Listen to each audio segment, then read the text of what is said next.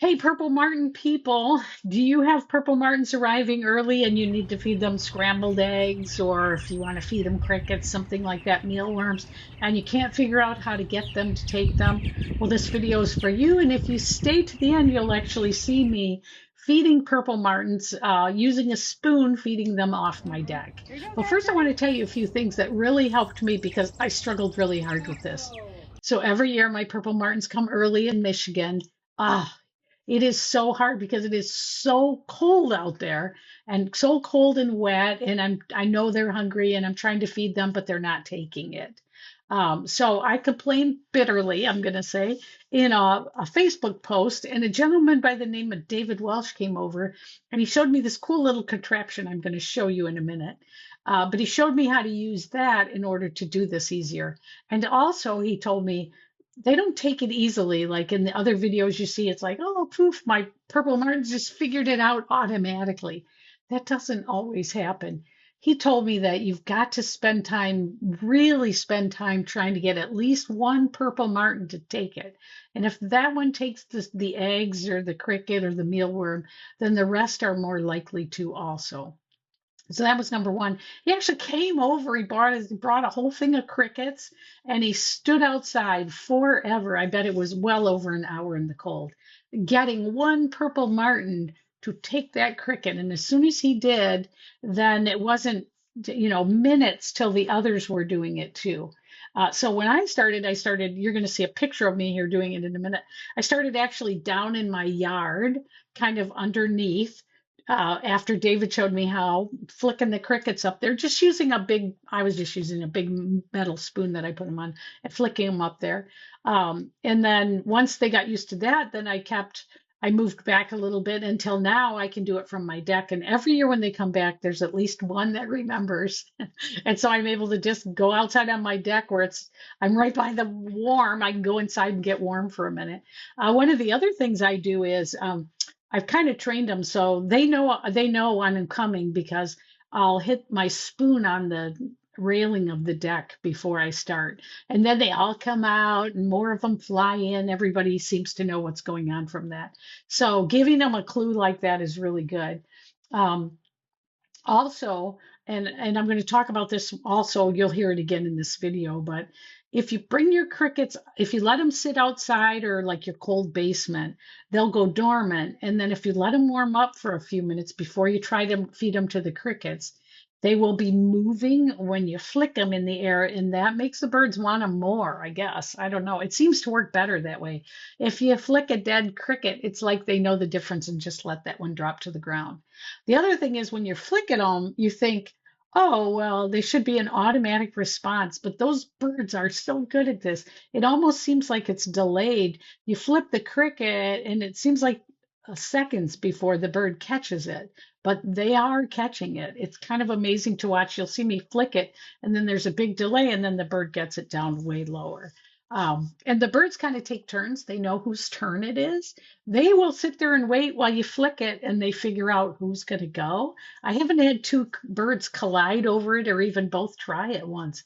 I don't know how the birds know that, but once you get the hang of it, so once you've gotten one to take it and then you've reinforced it by getting out there and doing it, then after that they will keep doing it and you can train them to do something like I do, which is where I just stand on my deck and flick them and I feel like a superstar out there flicking them.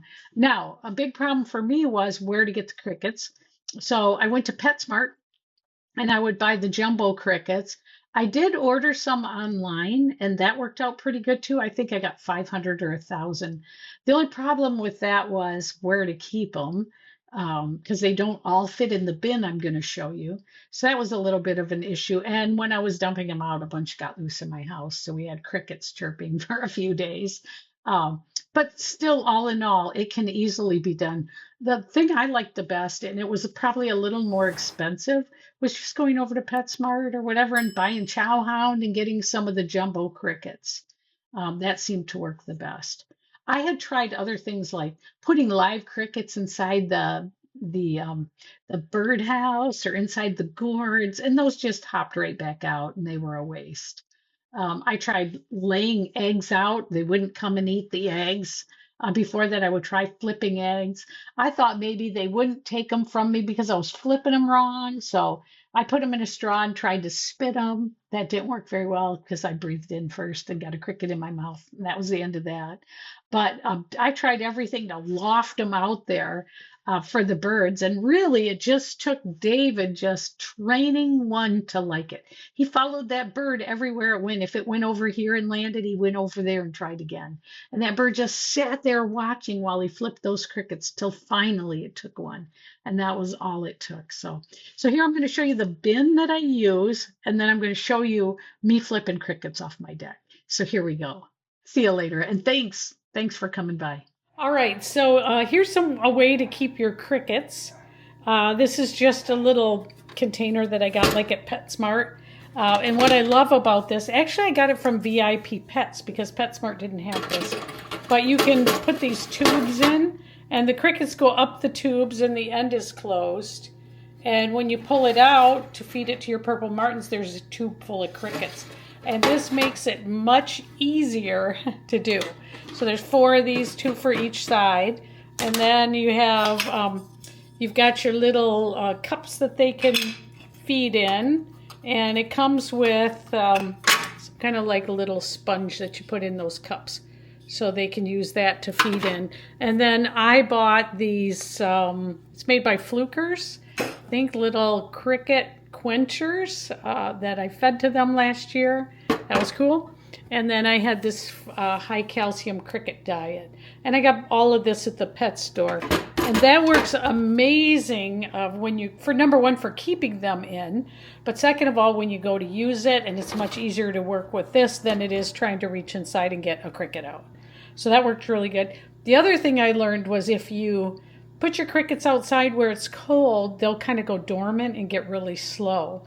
And if you just slightly let them warm up, bring them inside right before you're ready to flip the crickets, that helps a lot too. Now I'm going to show you me flipping crickets right off my deck. Here we go. Woo! Nobody went for that one. Come on, guys.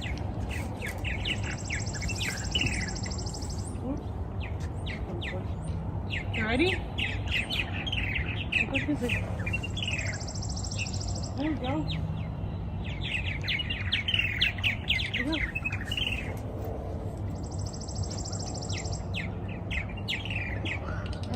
Here we go, guys. Ready? Oh. Yeah. Show that I'm on the deck doing it like a lazy person. Woo! Nope, that one didn't one. Like they're trained. Look at. Whoops, that one went back. Okay. Ready, guys? There you go. Oh, that one went too far over. Let's try again.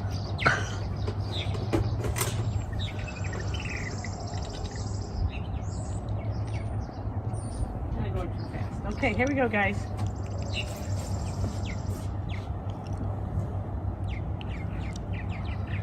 Another one.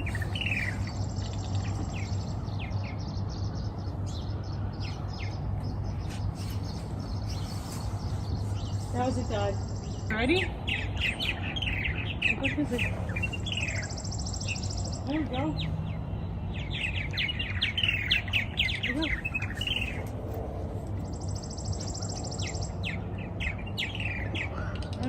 Here we go, guys. Ready? Oh. Yeah. Show that I'm on the deck doing it like a lazy person. Woo!